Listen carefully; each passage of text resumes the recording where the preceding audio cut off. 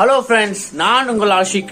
நம்ம ஃப்ரெண்ட் ஒருத்தர் கேட்டிருந்தாரு, ப்ரோ ஹோம்ஒர்க் புறா தான் வந்து எங்க விட்டாலும் வருமா, ஏன் மற்ற புறாலாம் வராதா அப்படின்னு கேட்டிருந்தாரு. வாங்க செக் பண்ணி பார்த்துக்கலாம். இப்போ வந்து ஒரு ஜோங்கு புறா எடுத்துக்கிட்டோம், சரிங்களா? இது ஒரு சில பேர் ஜோங்குன்னு சொல்லுவாங்க, ஒரு சில பேர் கிணத்து புறான்னு சொல்லுவாங்க.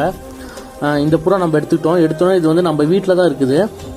ஆமாம், இந்த புறாவோட வரலாறு உங்களுக்கு சொல்ல மறந்துட்டேனே. இவன் பேர் மிலிட்ரி மேன், சரிங்களா? எங்கள் வீட்டில் 3 மாதத்துக்கு முன்னாடி வந்திருந்தான். வந்து சாப்பிட்டுட்டு ஓடிவான்னு பார்த்தா வீட்டிலே தங்கிட்டாங்க. நானும் 2-3 டைம் துரத்தி பார்த்தேன், போகவே இல்லை. அப்புறம் வீட்டிலே விட்டுட்டேன்.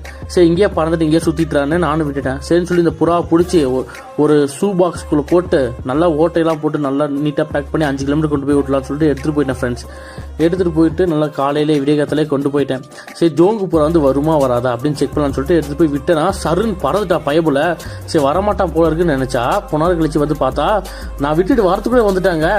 எனக்கே ரொம்ப ஷாக்கு. என்னடா ஜோங்கு புறா ரிட்டர்ன் ஆகுதானே.